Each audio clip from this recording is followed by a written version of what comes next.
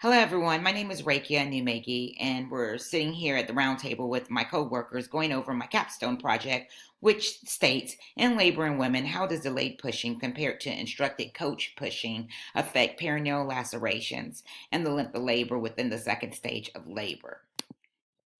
We first have to go over the different stages of labor. And the first stage of labor deals with that contraction onset until you're completely 10 centimeters dilated. That's normally looked at as the initial latent phase. You then have your second stage of labor, which is where that continues to after the cervix is that fully dilated and you've been checked, and then you're 10 centimeters until the baby is actually delivered. And then you have the third stage, which is just your delivery of the placenta. You then have to look at the different types of lacerations that could be affected in a woman and see what are perineal lacerations and the stages of the lacerations. As you can see right here on my PowerPoint right here, a first degree tear is just basically a tear, a skin tear that's in the perineum. You also have a second degree laceration, which tends to be a tear of the skin and the muscle of the perineum. And then there's a third degree laceration, which is a tear of the skin muscle, as you can see here, and the perineum, and then some of the muscle that is close to the anus. And then you have the fourth degree laceration, which is basically the skin lining of the anus, the muscle around the anus, and the perineum of the anal canal that we have. You also have a laceration that is assisted, which is called an episiotomy, and that's an assisted cut um, down into the perineum to deliver the baby. There are risk factors for perineal lacerations, and there are a lot of variables that came into play with this project that we have to look at that could affect a perineal laceration. But you have to look at if it's a first time mom, and primarily what we call VBACs, vaginal birth after a C section, that can increase your risk for a laceration. Also, if your second stage of your labor lasts longer than an hour just from the baby sitting there, that could be a risk factor. Whether we have to actually put your body into labor or you come actually in labor, whether we induce or augment you, those are concerning risk factors. Shoulder dystocia, where the shoulders are stuck, birth weight of over 4 kilograms, whether we have to do an instrumental delivery that's by way of forceps or a kiwi vacuum, whether the patient has an epidural, can she or can she not feel if she has to push, or does she need to push. Those things also relate to the perineal laceration tear. From a lot of studies, Asian ethnicity, because of their short stature and the shortened cervix area, they're more at risk for tearing. And then the fetal occipital posterior, that's just the way the baby comes looking up. That makes it more difficult for pushing, and a lot of women tear in regards to that. Pushing techniques, basically what this is all about is where you have instructed coach pushing, and that's where basically you're coached to push when you're completely dilated. You're told to push 3 times with each contraction to bear down as if you have to poop, and you push for about 10 seconds. Whereas in delayed pushing, spontaneous, non-coach pushing, that's when the patient just pushes on her own with the urge that she has and listens to her body naturally. There are many different statistics relating to perineal lacerations that the studies found. And basically, it's saying 18% of obstetrical procedures are lacerational repaired.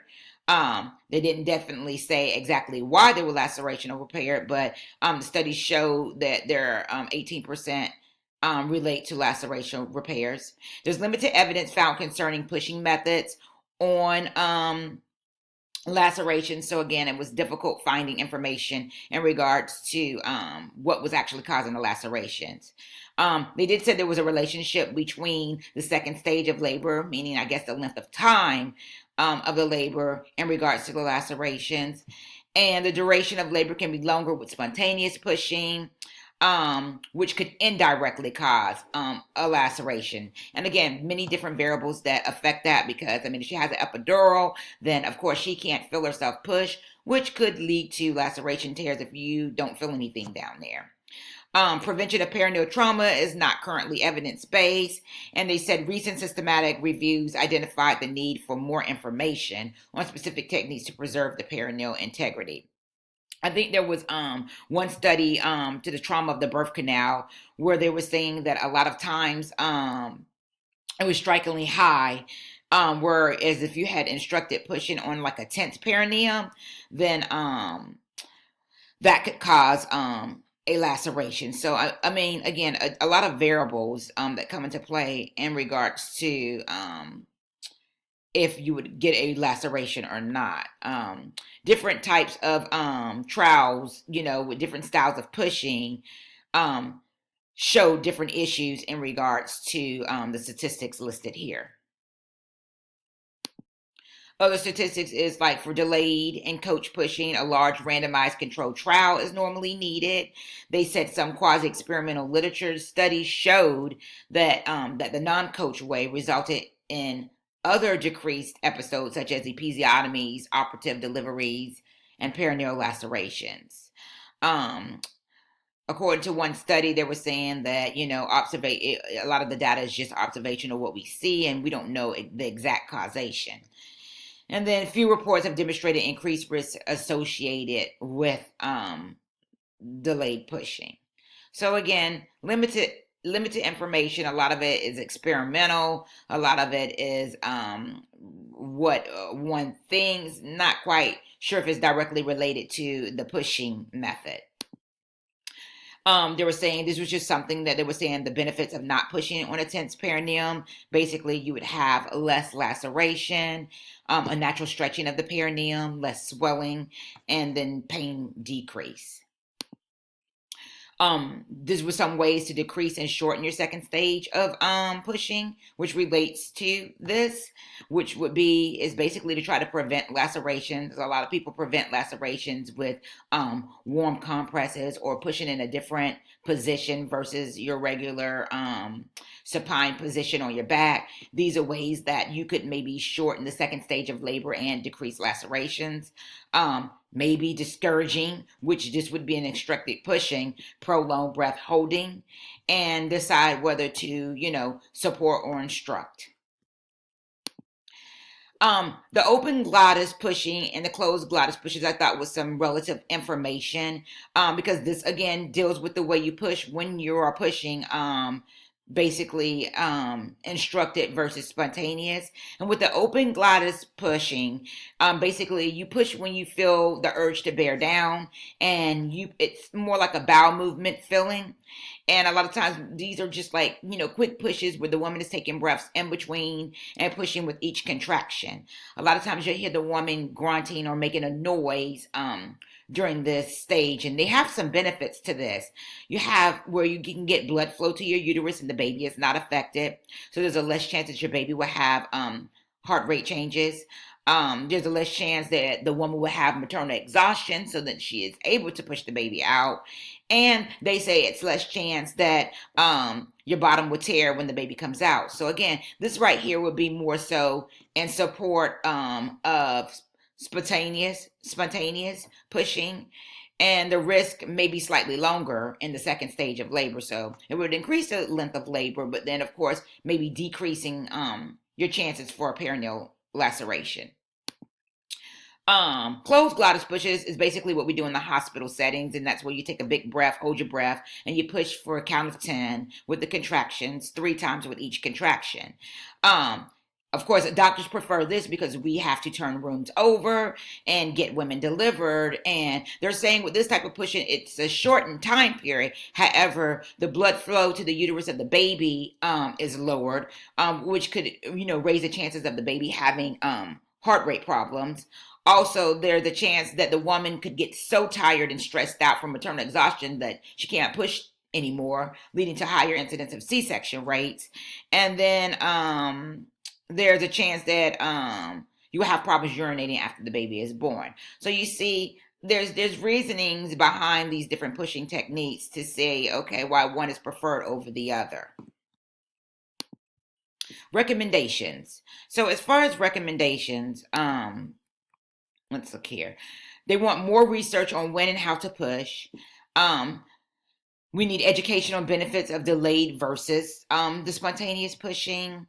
We need to do more research on the pain level, the OPGARs of the baby, the fatigue, instrumental deliveries, the outcomes of these babies, and if the labor experience actually relates to the delayed versus coach pushing. And then we need to specify more controls in the studies because, as I said, it was a lot of variables within the study, and we need a lot of controls in these studies to see if it's actually affected by the instructed versus the spontaneous pushing. And then we need to develop some in-care plans for the hospitals so that we're not just doing one way of pushing, that we're going by evidence-based practice, which is kind of like doing exactly what the mother feels and naturally letting your body do what it feels based off evidence-based practice. However, the hospitals are recommending now that we do what's best for the mother and how she feels. But however, and today in the nursing, we do recognize that evidence-based practice is central to delivering the highest quality of care to achieve the best patient outcomes. So, even though we've had a lot of randomized control trials and meta-analysis, because that's the highest level of evidence on the hierarchy rating, a lot of times it does not relate, or we have not recognized that all the questions can't be answered through this in maternity. So a lot of things that we've noticed through the trials and the experimental research is that we're going to have to inquire more so just through examination and through more experiment and through more like qualitative methods. And basically, that concludes my capstone project. We're now going to go over some of my questions and see if some of my evaluation questions, if it relates and if it can show any evidence that instructed pushing versus delayed pushing, if it, based off the survey and the questions, if it does have a relation to whether or not we should do this in the hospital based off evidence-based practice. So yes, thank you again for my project, and we're going to now fill out the survey and evaluation form. Thanks.